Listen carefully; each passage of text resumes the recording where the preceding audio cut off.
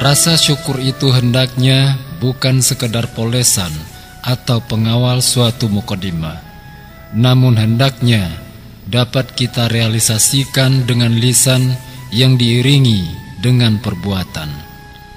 Salawat dan salam pun tidak lupa kita kirimkan untuk arwah Rasulullah sallallahu alaihi wasallam. Allahumma sholli ala Muhammad wa ala ali Muhammad.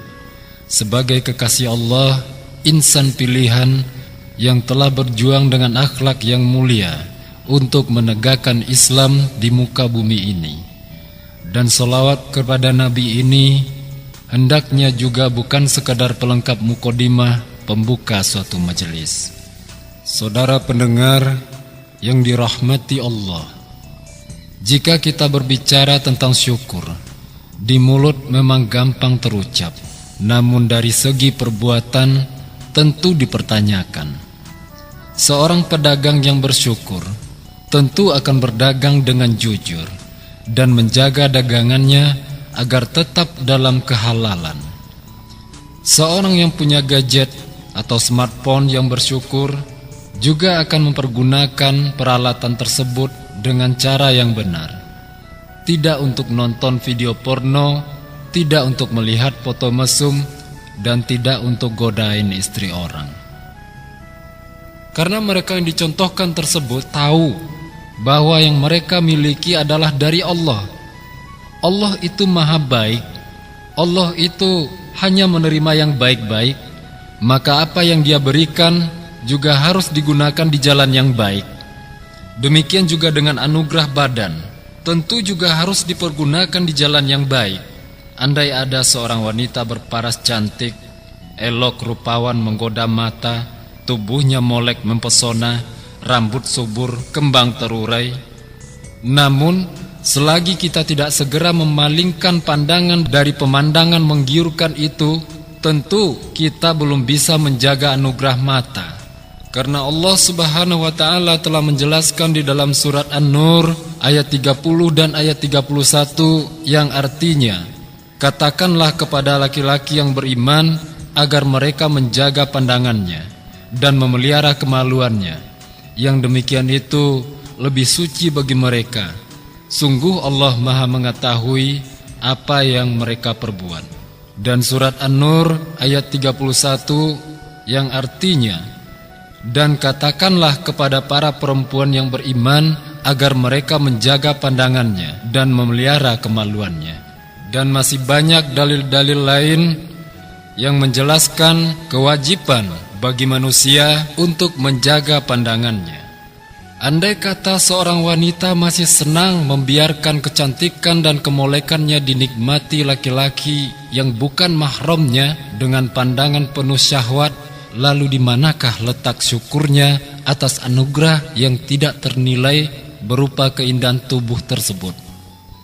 Bahkan dengan bangganya, ada yang sengaja mempertontonkan apa yang seharusnya disembunyikan. Dulu, orang kekurangan pakaian lantaran miskin tidak beruang, tidak punya uang untuk membeli penutup tubuh. Sekarang kemiskinan pada pakaian justru banyak terjadi pada orang yang punya uang. Buktinya, banyak pakaian yang tidak berlengan yang dikenakan. Banyak pakaian yang tidak sampai menutupi pusar yang dipakai. Pakaian yang sempit yang layak dipakai untuk anak-anak masih dikenakan juga. Akhirnya kelihatan lekuk-lekuk tubuhnya, berpakaian seolah-olah telanjang. Padahal ini sudah diperingatkan Rasulullah sallallahu alaihi wasallam dalam hadisnya yang artinya, dari Abi Hurairah radhiyallahu anhu, Rasulullah sallallahu alaihi wasallam pernah bersabda, ada dua golongan umatku yang akan masuk neraka tapi belum lagi terlihat olehku. Pertama, kaum penguasa yang mempunyai cambuk seperti ekor sapi. Dengan cambuk itu mereka memukuli manusia dengan sewenang-wenang. Yang kedua, wanita yang berpakaian tapi laksana tidak berbusana sama sekali. Kerjanya suka melenggak-lenggok, kepala mereka seperti punuk unta. Mereka tidak akan masuk surga Bahkan mereka tidak akan mencium baunya saja, kendati pun baunya itu sebetulnya dapat tercium dari jarak sekian jauh. Hadis riwayat Muslim. Begitulah yang dikatakan Rasulullah, yang pada saat Rasulullah bersabda itu, beliau belum melihat perempuan yang berpakaian seolah-olah telanjang. Jangankan masuk surga, mencium bau surga saja sudah tidak diizinkan. Ini tidak cuma untuk perempuan yang berpakaian seolah-olah telanjang saja, tapi juga peringatan kepada wanita-wanita yang berpakaian ataupun berhijab, di belakang kepala mereka itu ada tonjolan, seperti membengkak, rambutnya digulung seperti sanggul. Ini sudah banyak terlihat di zaman sekarang ini. Ada yang tonjolannya sebesar kelapa, ada yang sebesar ban Vespa. Bahkan model yang baru-baru ini ada yang menonjol ke atas, seolah-olah kepalanya pakai antena, seolah-olah ada toer di kepalanya. Ini kan suatu model yang tidak diajarkan oleh Islam sama sekali. Jikalau hanya karena model, gara-gara mengikuti tren, seseorang akan disiksa di dalam api neraka, lalu keuntungannya apa? Kenapa masih dipertahankan gaya yang tidak disukai oleh Allah tersebut? Betapa sangat disayangkan, Allah memberi rezeki untuk membeli pakaian, tapi pakaian yang dibeli belum jadi. Lengannya nggak ada, atasnya kebuka, bawahnya kelihatan. Kadang juga ada yang robek-robek. Dibeli dengan harga yang begitu mahal. Untuk satu pakaian saja harganya mungkin 10 kali lipat harga baju kurung biasa. Betapa kita telah diperbudak oleh model dan tren zaman kini. Kita mengaku orang modern, tapi mau membeli mahal pakaian yang belum siap atau kepalang jahit. Jika yang model begituan dibilang keren, manusia zaman batu tentu jauh lebih keren, karena mereka mungkin tidak berpakaian. Jika buka-bukaan adalah modern, tentu suku primitif jauh lebih modern, karena mereka jauh lebih terbuka. Dan telah dijelaskan dalam surat Al-A'raf ayat 26, yang artinya, wahai Bani Adam, sesungguhnya kami telah menurunkan pakaian padamu untuk menutupi aurat dan sebagai perhiasanmu, dan pakaian takwa adalah pakaian yang terbaik. Demikianlah diantara pertanda kebesaran Allah. Mudah-mudahan mereka senantiasa ingat. Allah yang menurunkan pakaian buat wanita, tapi sebagian wanita malah memilih pakaian yang lain. Padahal Allah adalah sebaik-baiknya penentu dan sebaik-baiknya desainer tanpa tanding. Apakah keuntungan menampakkan kemolekan tubuh? Senangkah bila laki-laki tersulut syahwat? Banggakah bila dirayu laki-laki lantaran laki-laki itu pengen menikmati tubuh yang menggiurkan itu? Bila si perempuan termakan bujuk rayu atau sampai diperkosa, masih sanggupkah berbangga? Betapa ruginya membeli pakaian yang tidak menutupi aurat. Modelnya belum jadi, harga mahal selangit. Makanya susah karena sempit. Serangga datang dengan mudah menggigit. Belum lagi nyamuk demam berdarah yang bikin sakit. Kulit yang mulus gampang cedera meski tergores sedikit. Mudah masuk angin hingga flu bangkit. Belum lagi godaan laki-laki yang hatinya berpenyakit. Kalau tawon yang menggigit, sengatannya mungkin bisa diobati ke rumah sakit. Tapi kalau disengat laki-laki, baru terasa betapa pahit. Itu baru di dunia, belum lagi di akhirat. Saudara-saudari pendengar yang dirahmati Allah, kadang kebanggaan atas tubuh yang terbuka itu sungguh tak beralasan sama sekali. Bahkan seorang wanita yang benar-benar mengerti tentang ghadul basyar atau memelihara pandangan justru risih dan malu bila digoda meski dia sudah berhijab dengan benar.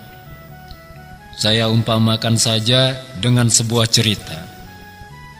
Ada seorang wanita cantik yang seakan membuat lumpuh saraf kelopak mata lelaki hingga tak berfungsi untuk berkedip. Ya, lebay dikit gak apa-apa ya.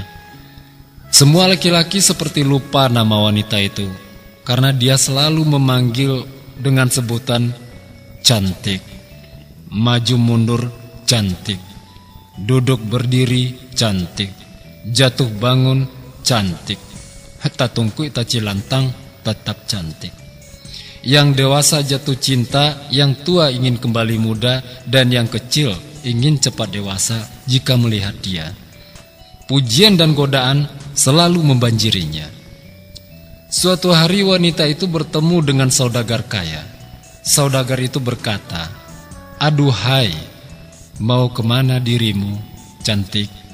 Sungguh mujur dapat berjumpa denganmu." Si wanita pun tertunduk dan menjawab, "Aduhai, betapa berat tanggungan yang aku pikul." Si saudagar heran dan bertanya, "Kenapa kau berkata demikian, padahal semua orang mengagumi kecantikanmu?" Dengan tegas wanita itu menjawab, "Wahai tuan, kecantikan ini adalah ujian besar buatku. Mereka, para pria tidak sadar bahwa mata dan hatinya juga diuji dengan kecantikan wanita. Aku sangat khawatir bergelimang pujian, karena hal itu adalah ujian. Andai hatiku rapuh, pujian itu akan jadi penyandung yang membuatku jatuh ke dalam kesombongan. Sungguh berat tanggunganku yang membuat laki-laki gagal menjaga pandangan. Karena kecantikan, mereka ingin mendekatiku. Apakah itu ikhlas? Jika suatu saat aku pudar karena penyakit atau kecelakaan, apakah kalian masih mau mendekat?" Saudagar itu sesaat terdiam. Dengan nada yang layu, ia menjawab, "Masya Allah, betapa gugur hasratku mendengar uraianmu yang sadar dengan ujian. Wahai wanita yang diuji dengan kecantikan, andai semua wanita menyadari apa yang kau rasakan, tentulah mereka akan takut memampangkan wajah di sosial media. Dan jika semua laki-laki menyadarinya, tentu mereka akan menjaga pandangan dan hati mereka. Nah, begitulah orang yang sadar dan malu serta takut dengan dosa karena dipuji lantaran kecantikannya." Saudara pendengar yang dirahmati Allah, dalam hal lain, seorang suami juga sering salah dalam memelihara aurat istri. Mentang-mentang istrinya cantik, punya tubuh yang aduhai, aduhnya pakai hai, si suami malah membangga-banggakan keaduhaian si istri dengan membelikan pakaian-pakaian seksi. Istri disuruh keluar, belanja pakai baju ketat, baju yang seharusnya dipakai oleh anak-anaknya malah dikenakan oleh istrinya. Mata yang penuh syahwat tentu tidak akan berkedip menatapnya, diiringi dengan turun naiknya jakun-jakun, ngiler. Kalau istri digoda orang, dia bakalan marah, bahkan sampai ngeluarin golok. "Istri gue lo goda, belum tahu lo siapa gue." Tapi dengan membiarkan istrinya berpakaian terbuka keluar rumah, apakah si suami gak mikir kalau bakalan banyak mata yang menggerayangi tubuh si istri? Kemarin si suami bilang sama istrinya, "Yang, ntar kalau masakannya udah matang, bagi ya sama tetangga kita, karena dia pasti mencium bau masakanmu. Kasihan kan kalau mereka ngiler. Itu makanan, memang harus dibagi kepada tetangga." Tapi sanggupkah seorang suami bilang, "Yang, ntar kalau kamu keluar pakai baju ketat, jangan lupa bagi-bagi ya sama orang. Kasihan kan mereka ngiler lihat kamu." Secara lisan memang tidak, tapi dengan membiarkan istri keluar rumah dengan pakaian yang aduhai tadi, berarti sudah membagi-bagi aurat istri kepada pria lain yang seharusnya menjadi jatah si suami. Kok rela diliatin sama orang? Apa karena saking pemurahnya? Kalau untuk urusan pemurah, ya cukup harta saja yang dibagi-bagi. Aurat istri jangan. Di jalan bisa jadi ketemu hidung belang. Pas mata melotot, dia bilang, aduh. Setelah dekat, dia bilang, hai. Terus dilanjut, mau kemana non? Karena seksi, orang bilang aduh. Setelah aduh dilanjut dengan hai. Makanya aduhai. Apa suami rela istrinya digoda lantaran pakaian yang gak bener? Sudah selayaknya istri dinasehati dengan kata-kata yang lembut. Saya ibaratkan lagi ke dalam bentuk dialog singkat. Suaminya bilang, aduhai istriku, tempat berlabuh cinta dan kasih sayangku, apakah cintamu masih seperti dulu? Istrinya menjawab, tentu saja suamiku, kaulah karunia terbesar yang menenteramkan dan melindungiku. Kenapa kau bertanya demikian? Suami menjawab, salah satu tugasku adalah melindungimu, menghijabimu dari segala bahaya. Maka dari itu, aduhai cintaku, sempurnakanlah hijabmu, karena aku sungguh cemburu jika ada laki-laki lain menatap keindahanmu. Karena kecantikan dan keindahanmu adalah hakku. Janganlah kau pamer-pamerkan kecantikanmu kepada laki-laki lain. Hindarilah tabaruj. Bukankah Allah berfirman dalam surat At-Tahrim ayat 6, ya ayyuhallazina amanu qu anfusakum wa ahlikum naro wa quduhan nasu wal hijara, yang artinya, wahai orang-orang yang beriman, peliharalah dirimu dan keluargamu dari api neraka yang bahan bakarnya adalah manusia dan batu. Itulah tugasku untuk memeliharamu dari siksa api neraka sebagai seorang suami. Nah, kalau seandainya istrinya ngerti, istrinya sadar, sudah sedemikian lembut dan indah kata-kata untuk menasehati istrinya, tentu istrinya akan bilang, subhanallah, maafkanlah atas kelalaianku. Sungguh bersyukur aku memiliki imam sepertimu, duhai insan pujaanku. Kau tak hanya melindungiku dari kesengsaraan dunia, tapi juga azab akhirat. Insya Allah suamiku, semua kecantikanku adalah milikmu. Seutas rambut pun tak akan kuperlihatkan kepada laki-laki lain. Terima kasih tambatan hatiku. Dan begitulah sikap bijak seorang suami, karena memang merasa bertanggung jawab atas keselamatan istrinya dunia dan akhirat. Sebagaimana sabda Rasulullah SAW dalam sebuah hadis yang artinya, ketahuilah, kalian semua adalah pemimpin dan kalian semua akan dimintai pertanggungjawaban tentang apa yang dipimpinnya. Seorang suami adalah pemimpin keluarganya, dan dia akan dimintai pertanggungjawaban tentang perbuatannya. Hadis riwayat Bukhari dan Muslim. Saudara pendengar yang dirahmati Allah, itu soal istri. Lalu bagaimana dengan seorang ayah yang membiarkan anak gadisnya buka-bukaan keluar rumah?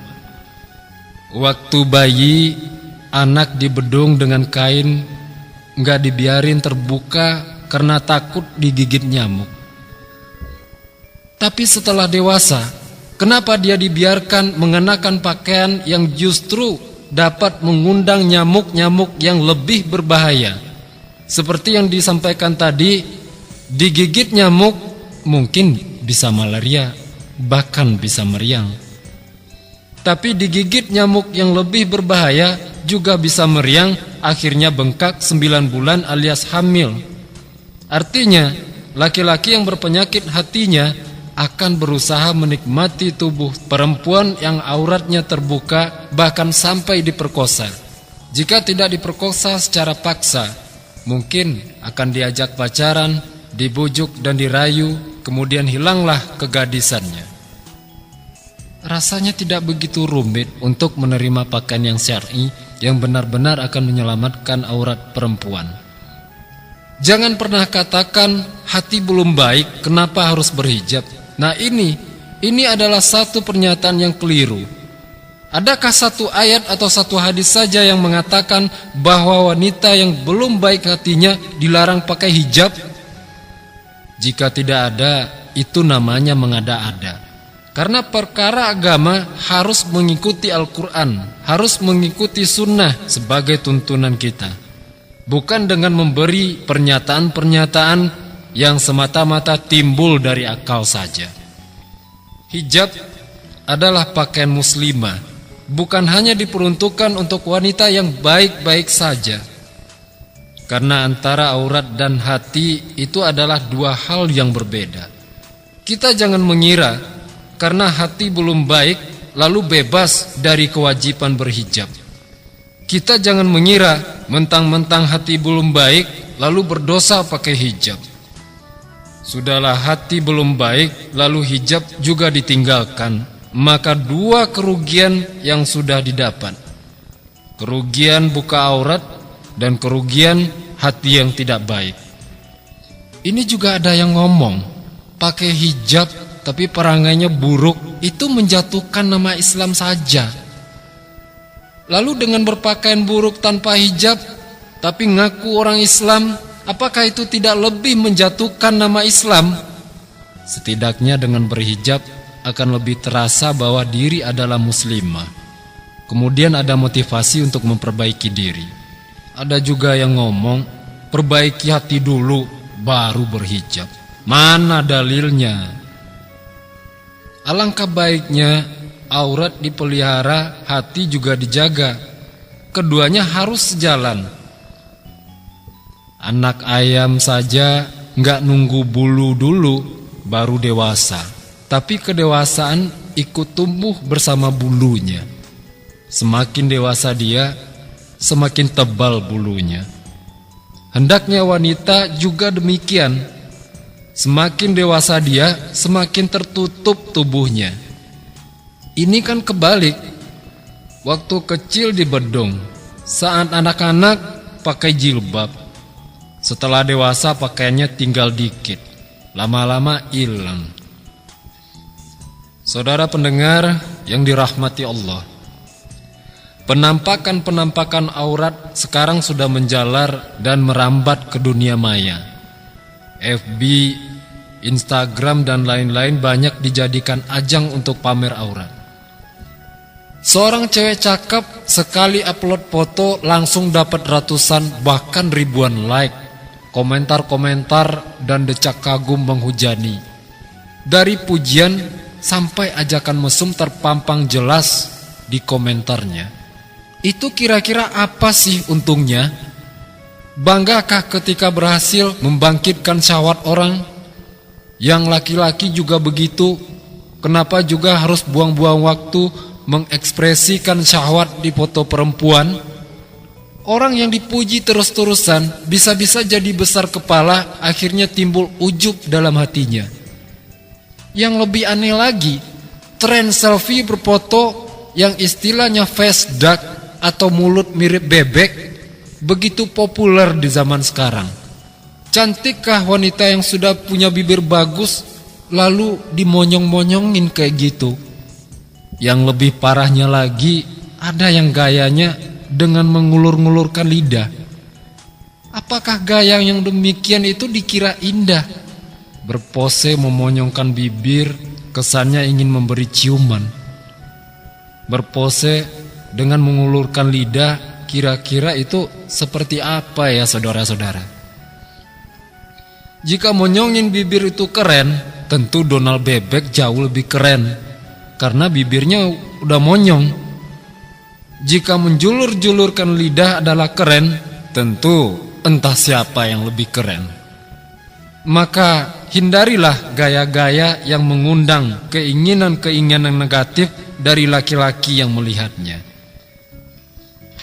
Saudari muslimah yang saya muliakan, ini bukanlah hujatan. Jangan dikira ini memojokkan wanita, tapi semata-mata adalah karena ingin membuka pola pikir bahwa wanita adalah makhluk yang mulia. Maka janganlah sia-siakan kemuliaan itu, karena hina dan mulianya diri kita tergantung dari perangai kita. Semoga pembahasan ini bermanfaat dan sekali lagi hanyalah semata-mata sebagai bentuk kepedulian terhadap wanita, dan agar wanita itu benar-benar menjadi mulia, tidak diolok-olok laki-laki, tidak dirayu-rayu oleh hidung belang. Terima kasih, mohon maaf atas segala kekurangan.